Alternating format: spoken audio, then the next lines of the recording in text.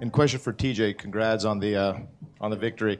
So both fights, Barao and now Soto, finished in the 5th round, 220. I think 226 for Barao. So you like that 220 mark, it seems. How tough was Soto as opposed to, if you were to compare him to Barao? Obviously, stylistically, it seemed that you were kind of had to chase Soto a little bit more. Your offense, you had to kind of get after him, and he was more of a counter fighter. Can you describe that? Yeah, he did a good job with his defense and covering up. I got a little bit too loose sometimes because I was able to be aggressive because he was just covering up.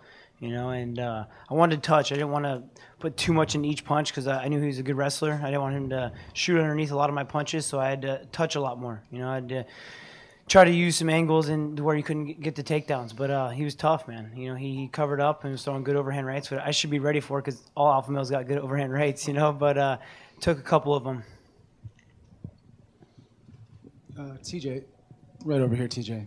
Where at? Okay.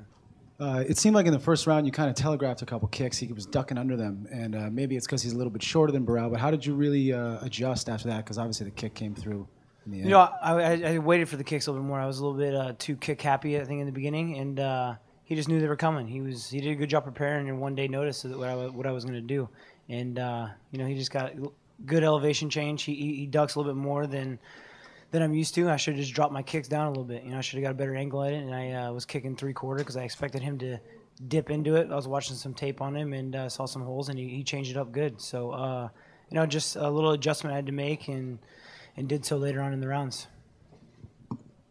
TJ, can you talk about that kick itself, the one that pretty much knocked him out on his feet? You elevated that one because it caught him flush on the left temple. Yeah, he circled into it. He was circling hard. The way I was pressuring him into the cage, and he had to circle to his left, and so I knew the right kick was there. And also, it looked like at least 50% of Angels Camp made the trip up here. So did you get a sense at all, any reports before the fight, how many people arrived and the tailgating that was going on? I knew my cousin sold over 600 tickets from everyone in the hometown. I'm sure there's more that came than that. And they were all tailgating today. When I pulled up in the bus, it was amazing to see them all there in the parking lot, and I had a great support. Yeah, 600 tickets by this guy now. Yeah, we needed it. It was the whole town. Obviously, Soto had a huge boost of adrenaline going through him with the title shot. But for you, preparing for Barao the whole time and then having that change, was that the most difficult thing about this fight for you? Absolutely. It was a real stressful night last night. I was up till 1 o'clock doing interviews about Soto. The UFC was at my house coming to do some interviews. But it was just the fact that, you train so much for this one guy, and it's just a mix-up. Other than that, I turned it into a positive. It was a crazy situation. I've never had to deal with anything like that before. And you said you want to take some time off. When can you see yourself fighting again? How many more months? I'll be ready whenever they call me. I'll be in there training for Mendez, get ready for Aldo. I'm going to be in the gym. It's not like I'm not going to be training. It's just I want my body to rest a little bit, but we'll see. I'm ready whenever. Thank you. Question for TJ Dillashaw. TJ, in a lot of ways, this was really a carbon copy of your performance against Barao. You won it with hand speed, footwork, combinations, even the 5th round finish after pitching a shutout on the scorecards.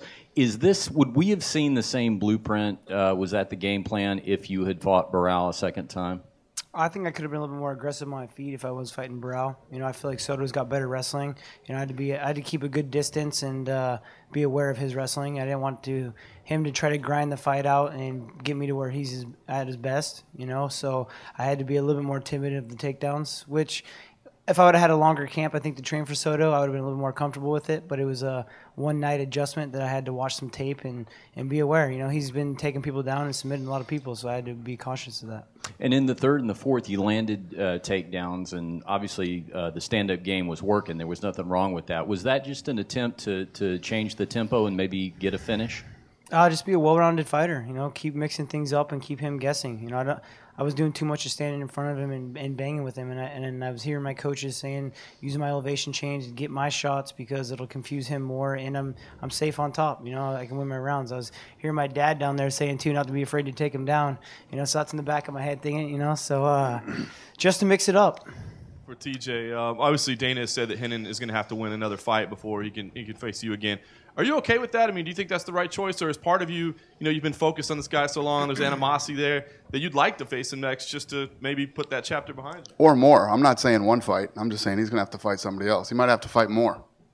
We'll see how the thing plays out. I agree with him, but I leave it in the hands of the UFC and Dana and what they're going to do. I'm here to be a company man, be a good champion, and do what I need to do. Is it a fight that you want in the future at some point, or have you just kind of put that phase behind you with all this that's happened? For now, it's behind me. I just had to beat Joe Soto. I had to switch my mind up in one day. So, it's always the hard, I hate those questions. Who do you want to fight next? It's like, I don't know. I mean, I've just been thinking about one person for the last 10 weeks, and then I had to switch it up last night. So those are the questions I hate the most, is having to pick who I want to fight next. I'd rather just go have some fun tonight, hang out, and we'll figure it out later.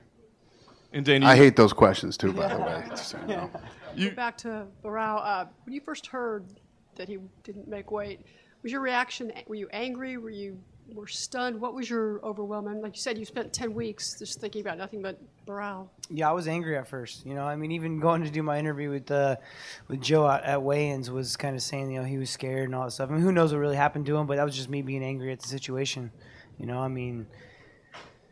It was tough. It was tough to just get game for switching my opponent like that. So I was angry, How long did it take you? Did somebody talk you off the ledge, or how long did it take you to work through it, and before you got collected, were able to after weigh-ins, going and getting some fluids back in your body and not being so cranky and getting actually some food in your system, and then I had a good hypnotherapist talk me through some positive situations for this fight, and that's when I started to relax. I was obviously game to take the fight because that's what I needed to do, but it took me a little while to relax.